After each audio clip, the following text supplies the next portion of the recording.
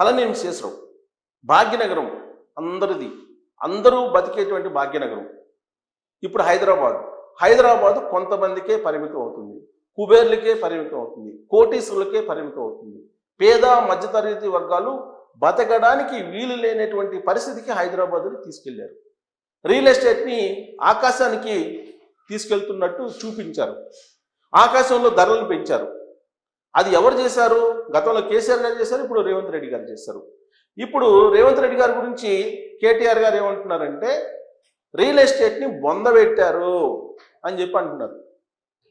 పాతాళానికి బొందబెట్టారు రియల్ ఎస్టేట్ని అని చెప్పి కేటీఆర్ గారే విమర్శిస్తూ ఉన్నారు రేవంత్ రెడ్డి గారి గురించి.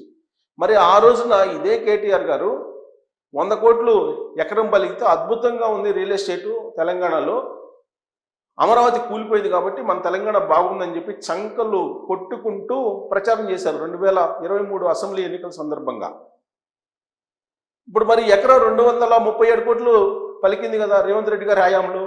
అంటే రియల్ ఎస్టేట్ అద్భుతంగా ఉన్నట్టు కదా కేటీఆర్ గారి ఆయన నిర్వచనం ప్రకారం.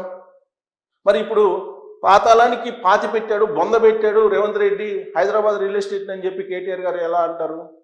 కేటీఆర్ గారి దృష్టిలో 237 కోట్ల ఎకరం పలికినా కానీ రియల్ ఎస్టేట్ బొందలు పెట్టినట్టు. ఆ రోజున 100 కోట్ల ఎకరం పలికినప్పుడేమో అద్భుతంగా రియల్ ఎస్టేట్ ఉంది తెలంగాణలో అని చెప్పి ప్రచారం చేశారు ఇదే కేటీఆర్ గారు. మరి ఏది వాస్తవం అనంటే ప్రజల్ని మభ్యపెడుతూ ఉన్నారు. రాజకీయ నాయకులు పరిపాలన చేయమని చెప్పి ప్రజలు ఓటేస్తే రియల్ ఎస్టేట్ని చూపించి ఈ రియల్ ఎస్టేట్ బాగుంటేనే పరిపాలన అద్భుతంగా ఉన్నట్టు చెప్పేటువంటి ప్రయత్నం చేస్తున్నారు ప్రజలకి. రియల్ ఎస్టేట్ని అసలు పరిపాలనలో భాగంగా తీసుకుంటూ ఉన్నారు వీళ్ళు. రియల్ ఎస్టేట్ బాగుంటే పరిపాలన బాగుంటుంది, అదే బెంచ్ మార్క్ అన్నట్టుగా బీఆర్ఎస్ పార్టీ చెప్తుంది, కాంగ్రెస్ పార్టీ కూడా అదే చెప్తుంది. రియల్ ఎస్టేట్ తన హయాంలో బాగుందంటే తన హయాంలో బాగుందని చెప్పి చెప్తూ ఉన్నారు. పేద మధ్యతరగతి వర్గాలకు అందుబాటులో లేకుండా భూముల రేట్లను తీసుకెళ్ళినప్పుడే ప్రభుత్వాలు కుబేర్ల కోసం పనిచేస్తున్నాయి అనేటువంటి అభిప్రాయం వెళ్ళిపోయింది సమాజంలోకి. ఇవాళ హైదరాబాదులో ఒక డబుల్ బెడ్రూమ్ హౌస్ తీసుకోవాలన్నా లేదా ఒక 100 గజాల స్థలం తీసుకోవాలన్నా మామూలు మధ్యతరగతి వర్గాలకు కూడా సాధ్యపడినటువంటి పరిస్థితికి తీసుకెళ్లారు. ఇది సుపరిపాలన అంటారా? లేదంటే కుబేర్ల పాలన, కుబేర్ల కోసం పాలన అని చెప్పి అంటారా? ప్రజాస్వామ్యం అంటే ఏంటి? ప్రజల చేత ప్రజల కొరకు ప్రజల కోసం ఎన్నుకోబడినటువంటి ప్రభుత్వం అని చెప్పి నిర్వచనం చెప్తారు. కానీ ఇవాళ కుబేర్ల కోసం, కుబేర్ల కొరకు, కుబేర్ల చేత పనిచేస్తున్నటువంటి ప్రభుత్వాలుగా తెలంగాణలో కనిపిస్తూ ఉన్నాయి. 2014 నుంచి 2023 వరకు బీఆర్ఎస్ పార్టీ, టీఆర్ఎస్ పార్టీ కానీ, లేదా 2023 నుంచి ఇప్పటి వరకు కాంగ్రెస్ పార్టీ కానీ ఈ రియల్ ఎస్టేట్ని ఒక బెంచ్ మార్క్గా తీసుకొని ప్రజల్ని మభ్యపెట్టేటువంటి ప్రయత్నం చేస్తూ లేనటువంటి డిమాండ్ ఉన్నట్టు క్రియేట్ చేసి మోసం చేస్తూ ఉన్నాయి అనేది రియల్ ఎస్టేట్ ఉన్నటువంటి నిజాయితీ పరులైనటువంటి వాళ్ళు ఇవాళ చర్చించుకుంటున్నారు. మరి ఎంత మోసం జరిగిందంటే నిన్నగాక మొన్న ఒక 4 ప్రముఖ సంస్థలు సర్వే ఇచ్చారు. దాని ప్రకారం 2,64,00,000 ఎస్ఎఫ్టీల కమర్షియల్ స్పేసు ఖాళీగా ఉంది. ఎవ్వరూ లీజుకు తీసుకునేటువంటి పరిస్థితి హైదరాబాద్లో కనిపిస్తుంది. మరి ఈ పరిస్థితి ఎందుకు వచ్చింది? కేవలం లేని దాన్ని ఉన్నట్టు క్రియేట్ చేసి, డిమాండ్ లేనప్పటికీ డిమాండ్ ఉన్నట్టు క్రియేట్ చేసి మొత్తాన్ని పండబెట్టేశారు. సాధారణంగా ఏదైనా మనిషికి ఒక భాగం బాగలేదనుకోండి, ఆ భాగానికి మాత్రమే ట్రీట్మెంట్ చేస్తారు. కానీ రియల్ ఎస్టేట్ విషయంలో గత ప్రభుత్వం కానీ ఇప్పుడు ప్రభుత్వం కానీ బాగలేదు అని చెప్పి, ఒక భాగం బాగలేదని చెప్పి భాగం మొత్తాన్ని తీసేశారు. ఆ పార్ట్ని కాకుండా భాగం మొత్తాన్ని తీసేశారు. ఆ స్పాట్లో చికిత్స చేయాల్సింది మొత్తం బాగానే తీసేశారు. కాలుకు బాగాలేకపోతే గాయం అయితే గాయానికి మందు ఇవ్వాలి, కాళ్ళనే తీసేసినట్టు పరిస్థితి. అలానే వాళ్ళు ఒక పర్టికులర్ ప్రాంతంలో ల్యాండ్స్ కొనుక్కొని కొంతమంది అక్కడ ధరలను పెంచాలనేటువంటి ప్రయత్నంలో వేలం వేసి పెంచేసుకున్నారు. ఆ పెంచిన ధరలు ఆర్టిఫిషియల్, కృత్రిమంగా పెంచినటువంటి ధరలు, దాన్నే హైదరాబాద్ మొత్తం ఇంప్లిమెంట్ చేశారు. ఆ కారణం చేత ఇప్పుడు లేవలేనటువంటి పరిస్థితిలో ఉంది. ఇది నేను చెప్పడం కాదు, కేటీఆర్ గారు చెప్తున్నారు. పాతాళానికి బొంద పెట్టారని చెప్పి చెబుతున్నారు కేటీఆర్ గారు రియల్ ఎస్టేట్ని.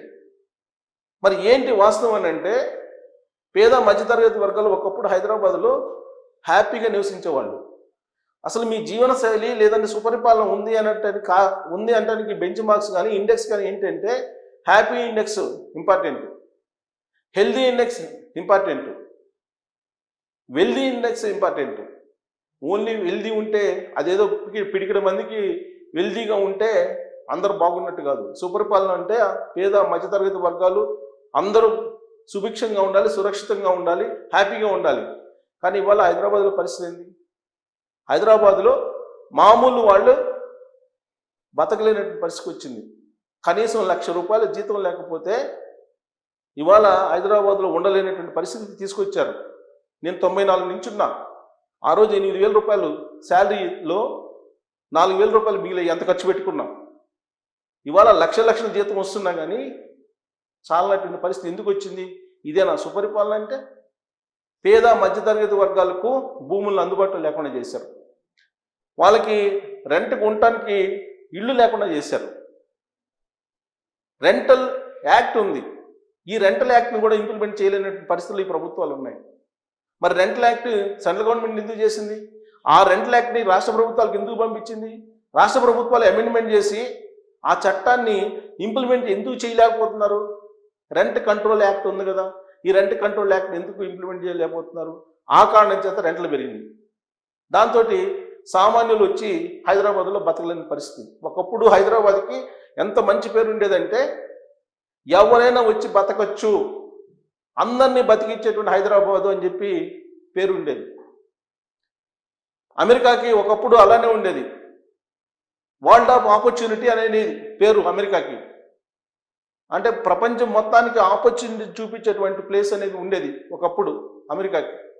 వరల్డ్ ఆఫ్ ఆపర్చునిటీ అని అంటారు దాన్ని. ఇవాళ ఆ పరిస్థితి మారిపోయింది అమెరికాది. సేమ్ అలానే హైదరాబాద్ పరిస్థితి కూడా మారిపోయింది. ఇవాళ అందరూ బతికేటువంటి హైదరాబాద్ కాదు, కొంతమందికి మాత్రమే బతికేటువంటి హైదరాబాద్గా మార్చేశారు. మరి ఇది కరెక్టేనా? ఈ పరిస్థితి ఎందుకు వచ్చింది అని అంటే, రియల్ ఎస్టేట్లో విపరీతమైనటువంటి పోకళ్ళు. రియల్ ఎస్టేట్లోకి మొత్తం పొలిటీషియన్స్ చేతిలోకి వెళ్ళిపోయింది. ఆల్మోస్ట్ 90%. వాళ్ళే ఎమ్మెల్యేలు, వాళ్ళే ఎంపీలు, వాళ్ళే బిల్డర్లు, వాళ్ళే రేట్లు నిర్ణయించుకుంటారు, వాళ్ళే రేట్లు క్రియేట్ చేసుకుంటారు లేనటువంటి డిమాండ్ అని. వాళ్ళే బ్యాంకులకు మోసం చేస్తారు, వాళ్ళే బ్యాంకులకి మొత్తం ఎగనామం పెట్టేస్తారు. ఈ మధ్యకాలంలో ఈ సంవత్సరంలోనే, ఈ ఆర్థిక సంవత్సరంలోనే 16,000 కోట్ల రూపాయలు బ్యాంకులకి ఎగ్గొట్టినటువంటి బిల్డర్స్ ఉన్నారు. మరి రియల్ ఎస్టేట్ బాగుంటే 16,000 కోట్ల రూపాయలు ఎందుకు ఎగ్గొడతారు బ్యాంకులకి? దీనికి కారణం ఏంటంటే, మొత్తం హైరైజ్ అని చెప్పేసి ముందే వసూలు చేసేసుకున్నారు డబ్బులు. ఆ బిల్డింగ్ కడతాడో లేదో తెలియదు, రోడ్డును పడుతున్నటువంటి వాళ్ళు అనేక మంది ఉన్నారు. ఆ తర్వాత ఆ విల్లాస్ కొనుక్కుంటున్నటువంటి వాళ్ళు మనకి ఇప్పుడు ring road, outer ring road చుట్టూ మనకు కనిపిస్తుంటారు. హైదరాబాద్లో ఉండేటువంటి 1,20,00,000 మంది సుమారుగా ఉంటే, వీళ్ళల్లో ఒక 10% మాత్రమే ఉంటారు ఈ విల్లాస్ కొనుక్కొని నివసించేటువంటి కెపాసిటీ ఉన్నటువంటి వాళ్ళు ఆ విల్లాస్ని కొనుక్కుంటున్నారు 10 కోట్ల నుంచి 50 కోట్లు. గేటెడ్ కమ్యూనిటీస్లో అక్కడ రేట్లు పెంచేశారు. ఒకప్పుడు స్టాండర్డ్ బిల్డింగ్స్లో 50 లక్షలకి 3 బెడ్రూమ్ వచ్చేది 2-3 సంవత్సరాల క్రితం. కానీ ఇవాళ ఆ పరిస్థితి లేదు. ఇవాళ సెకండ్ సేల్స్లోనే 20 సంవత్సరాలు ఉన్నదాన్ని కూడా 40-50 లక్షలు చెప్తున్నారు. ఎందుకు చెప్తున్నారు అంటే, అక్కడ ఏదో గవర్నమెంట్ ల్యాండ్ గజం 3 లక్షలు పలికింది, నాది కూడా 3 లక్షలే, నాది యూడిఎస్ ఎంత ఉంది కాబట్టి నా రేట్ ఎంత అని చెప్తున్నారు. సో ఈ కారణంగా లేనటువంటి దాన్ని ఉన్నట్టు క్రియేట్ చేసి భవిష్యత్తులో కూడా రియల్ ఎస్టేట్ కోలుకోకుండా చేశారు. ఆ చేసింది ఎవరంటే పాలకులే. ఇప్పుడు కేటీఆర్ గారు ఏమంటారు? రేవంత్ రెడ్డి గారిని తప్పుపడుతున్నారు, బొంద పెట్టాడు రియల్ ఎస్టేట్ని అని చెప్పి. అసలు రియల్ ఎస్టేట్ని పరిపాలనలో ఒక భాగంగా ఎందుకు తీసుకుంటారు, ఎలా తీసుకుంటారు? అసలు రియల్ ఎస్టేట్ అనేది ఒక బిజినెస్. ఆ బిజినెస్ బాగుంటే పరిపాలన బాగున్నట్టు మీరు బెంచ్ మార్క్గా ఎలా మీరు ట్రీట్ చేస్తున్నారు? కరెక్ట్గా ఇక్కడే తప్పుదావ పడుతుంది రియల్ ఎస్టేట్. మరి 2,64,00,000 ఎస్ఎఫ్టీల కమర్షియల్ స్పేస్ ఖాళీగా ఉందని అంటే ఎంత దారుణమైన పరిస్థితిలో రియల్ ఎస్టేట్ ఉంది హైదరాబాద్లో. కమర్షియల్ స్పేస్ అంత ఖాళీగా ఉందంటే రెసిడెన్షియల్ ఫ్లాట్లు ఎన్ని ఖాళీ ఉంటాయి? రెసిడెన్షియల్ ఫ్లాట్లు రెడీ టు ఆక్యుపై 1,00,000కి పైనగా ఉన్నాయి. మళ్ళా కన్స్ట్రక్షన్లో ఉన్నాయి ఒక 5 లక్షలు ఉన్నాయి. వెరసి 6 లక్షల ఫ్లాట్లు ఇప్పుడు రెడీగా ఉన్నాయి. మరి ఎవరు కొంటారు? ఆర్టిఫిషియల్ ఇంటెలిజెన్స్ కారణంగా ఉద్యోగాలు పోతున్నాయి, అభద్రతా భావం ఉంది. ఒకవేళ ఉద్యోగాలు ఉన్నా ఉంటాయని నమ్మకం లేక అభద్రతా భావం ఉంది. నిన్న మైక్రోసాఫ్ట్ కానీ లేదంటే ఎక్స్చేంజర్ కానీ ఇతర కార్పొరేట్ సంస్థలు అమెజాన్ ఇవన్నీ మళ్ళా లేఆఫ్స్ ప్రకటించాయి. దాదాపు ఒక కంపెనీలు 20,000 మందిని తీసేస్తున్నారు. ఇలాంటి పరిస్థితుల్లో మరి ఎవరు అఫోర్డబుల్ ఈ ప్రైస్ పెట్టి కొనుగోలు చేస్తారు? యాక్చువల్గా అఫోర్డబుల్ ప్రైస్లో ఈ బిల్డర్స్ అఫోర్డబుల్ ప్రైస్లో ఫ్లాట్స్ని ఉంచటం లేదు. అంటే అందుబాటు ధరలో యూనిట్స్ని ఉంచట్లేదు. ఆ కారణం చేతనే రియల్ ఎస్టేట్ మొత్తం పడిపోయింది. వాళ్ళకు వచ్చేటువంటి ప్రాఫిట్స్ని త్రిబుల్ ప్రాఫిట్ చూసుకుంటున్నారు. వాళ్ళకి ఎస్ఎఫ్టీకి 3,000 పడితే 8,000 చెప్తున్నారు. 3,000 పడితే 4,000 4,500 తీసుకోవాలి. దాన్ని డబ్బులు త్రిబుల్ చేసి చెప్తున్నారు. ఆ కారణం చేతనే రియల్ ఎస్టేటు ఈ పరిస్థితికి వచ్చింది. ఇది స్వయంకృతాపరాధం. ఇప్పుడు పొలిటీషియన్స్ ఏం చెప్తున్నారు? ఇప్పుడు నిన్న మొన్న నేను వీడియోలు చేశాను, అంతకుముందు కూడా చేశాను. రియల్ ఎస్టేటు బాగలేదు పరిస్థితి, తొందరపడి మీరు కొనుక్కుంటే రోడ్డును పడతారు అని చెప్తూ వచ్చాను. ఇప్పుడు కేటీఆర్ గారు మొదలుపెట్టారు, పాతాళానికి రియల్ ఎస్టేట్ పడిపోయింది, ఇది కోలుకునేటువంటి పరిస్థితి లేదు, దానికి కారణం రేవంత్ రెడ్డి గారు అని అంటున్నారు. రేవంత్ రెడ్డి గారు వాళ్ళు ఎందుకు రియల్ ఎస్టేట్ పడిపోయిందని చెప్తున్నారు? ఆయన హైడ్రా పెట్టారు, హైడ్రా కారణంగా ఆక్రమణలు తొలగిస్తున్నారు, అందుకని చెప్పి రియల్ ఎస్టేట్ పడిపోయిందని చెప్తున్నారు. సరిగ్గా ఈ పాయింట్ దగ్గరే ఆ రోజు ఉన్నటువంటి గవర్నమెంట్ ఆరోపణలు ఎదుర్కొంది. హైదరాబాద్లో లిటిగేషన్ ల్యాండ్స్ ఎక్కువ ఉంటాయి, అలాగే చెరువు పొరంబోకులు చెరువులు ఉంటాయి. వాటన్నింటినీ ఎక్కడ పడితే అక్కడ ఆక్యుపై చేసి కడితే పర్మిషన్స్ ఇచ్చారు ఆ రోజు ఉన్నటువంటి ప్రభుత్వం. ఆ కారణంగానే కొద్దిపాటి వర్షం పడితే మొత్తం కాలనీలు మునిగిపోయే పరిస్థితి వచ్చింది. చూసాం మనం నిన్న మొన్న. అసలు వర్షాలే లేవనుకుంటుంటే ఎక్కడో కొద్దో గొప్ప పడితే దానికే మొత్తం మునిగిపోయింది. మరి ఇలాంటి పరిస్థితుల్లో రాబోయేటువంటి రోజుల్లో హైదరాబాదు మరి ఓన్లీ కుబేర్లకే పరిమితమా, లేదంటే సామాన్యులకు అందుబాటులోకి తీసుకొచ్చే అవకాశం ఉందా? రాబోయేటువంటి రోజుల్లో తీసుకువస్తారా, లేదంటే ప్రకృతే తన పని తాను చేసుకుంటుందా అనేది వెయిట్ చేయాలి. ఒకప్పుడు హైదరాబాద్ అందరినీ బతికిచ్చేది, కానీ ఇవాళ అందరు హైదరాబాద్ కాదు, కేవలం కుబేర్ల హైదరాబాద్గా మార్చారు. హైదరాబాద్ మారలా, హైదరాబాద్ని ఆ విధంగా మార్చారు. ఇది కరెక్టేనా అనే దాని మీద మీరు కామెంట్ చేయొచ్చు. Thank you.